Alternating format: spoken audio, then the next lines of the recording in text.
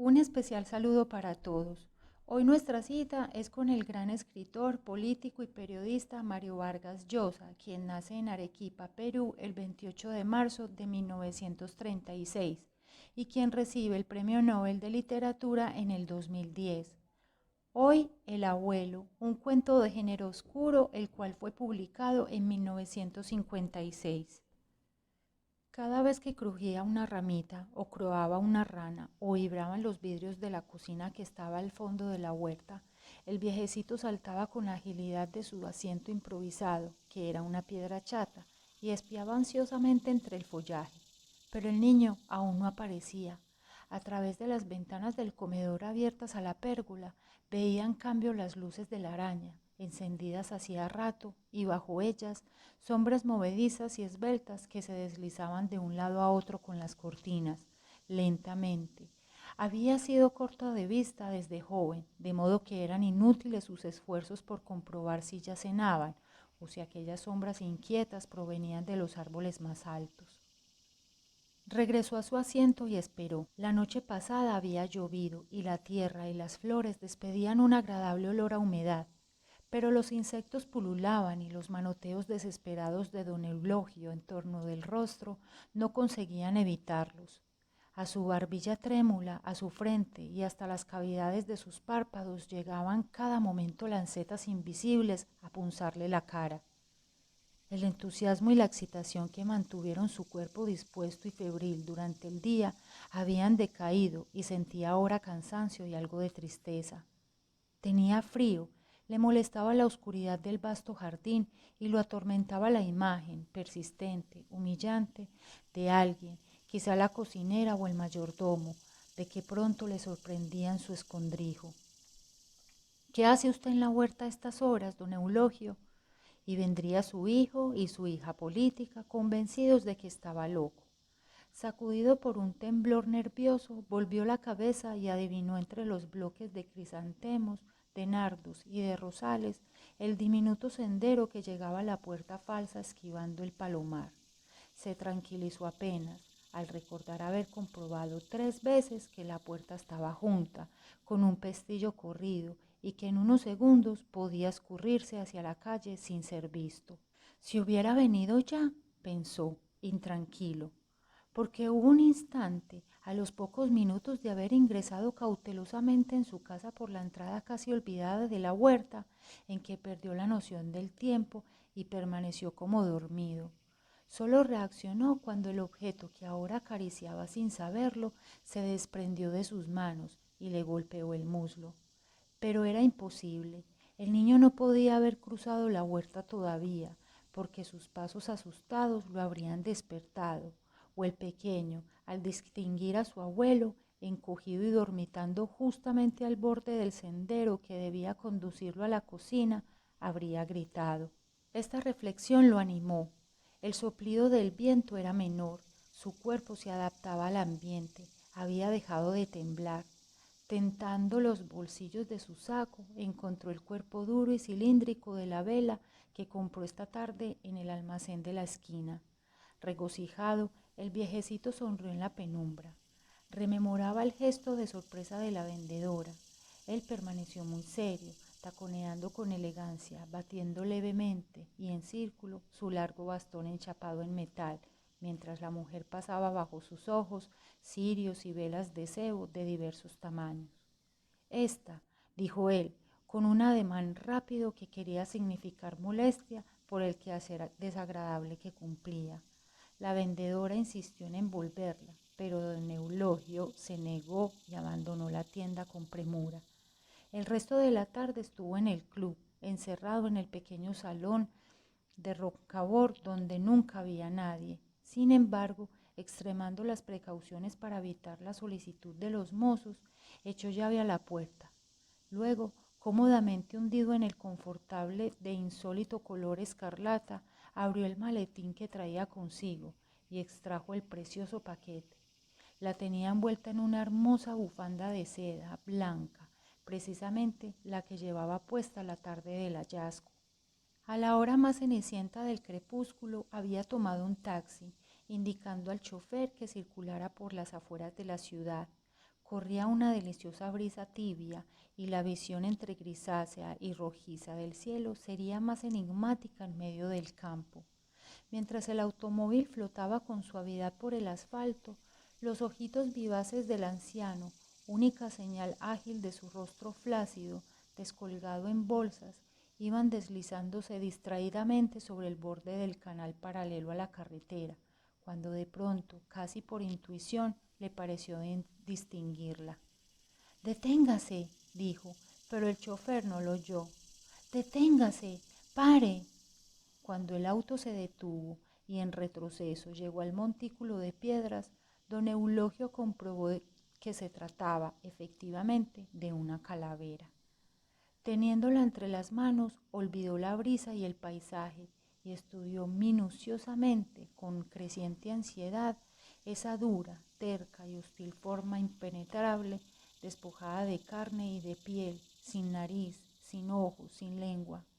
Era pequeña y se sintió inclinado a creer que era de un niño. Estaba sucia, polvorienta, y hería su cráneo pelado una apertura del tamaño de una moneda, con los bordes astillados. El orificio de la nariz era un perfecto triángulo, separado de la boca por un puente delgado y menos amarillo que el mentón. Se detuvo pasando un dedo por las cuencas vacías, cubriendo el cráneo con la mano en forma de bonete, o hundiendo su puño por la cavidad baja hasta tenerlo apoyado en el interior. Entonces, sacando un nudillo por el triángulo y otro por la boca a manera de una larga e incisiva lengüeta, imprimía en su mano movimientos sucesivos y se divertía enormemente imaginando que aquello estaba vivo. 2 días la tuvo oculta en el cajón de la cómoda, abultando el maletín de cuero, envuelta cuidadosamente sin revelar a nadie su hallazgo. La tarde siguiente a la del encuentro se mantuvo en su habitación, paseando nerviosamente entre los muebles opulentos y lujosos de sus antepasados. Casi no levantaba la cabeza. Se diría que examinaba con devoción profunda los complicados dibujos, entre sangrientos y mágicos, del círculo central de la alfombra, pero ni siquiera los veía. Al principio estuvo indeciso, preocupado. Podrían ocurrir imprevistas complicaciones de familia. Tal vez se reirían de él. Esta idea lo indignó y tuvo angustia y deseo de llorar. A partir de ese instante, el proyecto se apartó solo una vez de su mente. Fue cuando de pie ante la ventana vio el palomar oscuro, lleno de agujeros, y recordó que en una época cercana aquella casita de madera con innumerables puertas no estaba vacía, sin vida, sino habitada por animalitos pardos y blancos que picoteaban con insistencia cruzando la madera de surcos y que a veces revoloteaban sobre los árboles y las flores de la puerta. Pensó con nostalgia en lo débiles y cariñosos que eran. Confiadamente venían a posar su mano donde siempre les llevaba algunos granos, y cuando hacía presión entornaban los ojos y los sacudían un débil y brevísimo temblor. Luego no pensó más en ello. Cuando el mayordomo vino a anunciarle que estaba lista la cena, ya lo tenía decidido. Esa noche durmió bien. A la mañana siguiente olvidó haber soñado que una perversa fila de grandes hormigas rojas invadía sorpresivamente el palomar y causaba desasosiego entre los animalitos, mientras él, en su ventana, miraba la cena con un catalejo. Había imaginado que limpiar la calavera sería un acto sencillo y rápido, pero se equivocó. El polvo, lo que había creído que era polvo, y tal vez era excremento por su aliento picante, se mantenía soldado a las paredes internas y brillaba como una lámina de metal en la parte posterior del cráneo. A medida que la seda blanca de la bufanda se cubría de lamparones grises, sin que disminuyera la capa de suciedad, iba creciendo la excitación de don Eulogio. En un momento, indignado, arrojó la calavera, pero antes de que ésta dejara de rodar, se había arrepentido y estaba fuera de su asiento, gateando por el suelo hasta alcanzarla y levantarla con precaución. Supuso entonces que la limpieza sería posible utilizando alguna sustancia grasienta. Por teléfono encargó a la cocina una lata de aceite y esperó en la puerta al mozo, a quien arrancó con violencia la lata de las manos, sin prestar atención a la mirada inquieta con que aquel intentó recorrer la habitación por sobre su hombro. Lleno de zozobra, empapó la bufanda en aceite y al comienzo con suavidad, después acelerando el ritmo, raspó hasta exasperarse. Pronto comprobó entusiasmado que el remedio era eficaz. Una tenue lluvia de polvo cayó a sus pies durante unos minutos, mientras él ni siquiera notaba que se humedecían sus dedos y el borde de sus puños. De pronto, puesto en pie de un brinco, admiró la calavera que sostenía sobre su cabeza, limpia, resplandeciente, inmóvil, con unos puntitos como de sudor sobre la ondulante superficie de los pómulos. La envolvió de nuevo amorosamente, cerró su maletín y salió del club. El auto que ocupó en la puerta lo dejó a la espalda de su casa. Había anochecido. En la fría semioscuridad de la calle se detuvo un momento, temeroso de que la puerta estuviese clausurada. Enervado, estiró su brazo y dio un respingo de felicidad al notar que giraba la manija y la puerta cedía con un corto chirrido. En ese momento escuchó voces en la pérgola. Estaba tan ensimismado que incluso había olvidado el motivo de ese trajín febril. Las voces, el movimiento fueron tan imprevistos que su corazón parecía el balón de oxígeno conectado a un moribundo. Su primer impulso fue agacharse, pero lo hizo con torpeza. Resbaló de la piedra y se cayó de bruces. Sintió un dolor agudo en la frente y en la boca un sabor desagradable de tierra mojada, pero no hizo ningún esfuerzo por incorporarse y continuó allí, medio sepultado en las hierbas, respirando fatigosamente, temblando.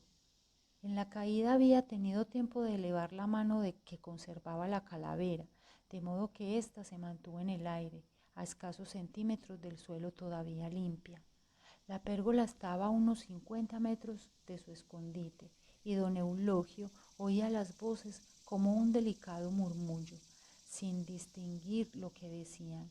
Se incorporó trabajosamente, espiando, vio entonces en medio del arco de los grandes manzanos cuyas raíces tocaban el zócalo del comedor una silueta clara y esbelta y comprendió que era su hijo. Junto a él había otra, más nítida y pequeña, reclinada con cierto abandono. Era la mujer. Pestañeando, frotando sus ojos, trató angustiosamente, pero en vano, de distinguir al niño. Entonces lo oyó reír. Una risa cristalina de niño, espontánea, integral, que cruzaba el jardín como un animalito. No esperó más. Extrajo la vela de su saco, a tientas juntó ramas, terrones y piedrecitas, y trabajó rápidamente hasta asegurar la vela sobre la piedra y colocar a ésta como un obstáculo en el sendero. Luego, con extrema delicadeza para evitar que la vela pudiera perder el equilibrio, colocó encima la calavera. Presa de gran excitación, uniendo sus pestañas al macizo cuerpo aceitado, se alegró. La medida era justa. Por el orificio del cráneo asomaba el puntico blanco de la vela, como un nardo. No pudo continuar observando. El padre había elevado la voz y aunque sus palabras eran todavía incomprensibles, supo que se dirigía al niño. Hubo como un cambio de palabras entre las personas. La voz gruesa del padre, cada vez más enérgica, el rumor melodioso de la mujer, los cortos grititos destemplados del nieto. El ruido cesó de pronto. El silencio fue brevísimo. Lo fulminó el nieto chillando. Pero conste, hoy acaba el castigo. Dijiste 7 días y hoy se acaba. Mañana ya no voy. Con las últimas palabras escuchó pasos precipitados. Venía corriendo. Era el momento decisivo. Don Eulogio venció el ahogo que lo estrangulaba y concluyó su plan. El primer fósforo dio solo un fugaz hilito azul.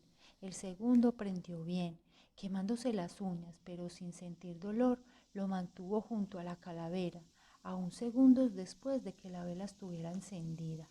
Dudaba, porque lo que veía no era exactamente la imagen que supuso cuando una llamarada sorpresiva creció entre sus manos con brusco crujido, como de un pistón de hojarasca, y entonces quedó la calavera iluminada del todo, echando fuego por las cuencas, por el cráneo, por la nariz y por la boca.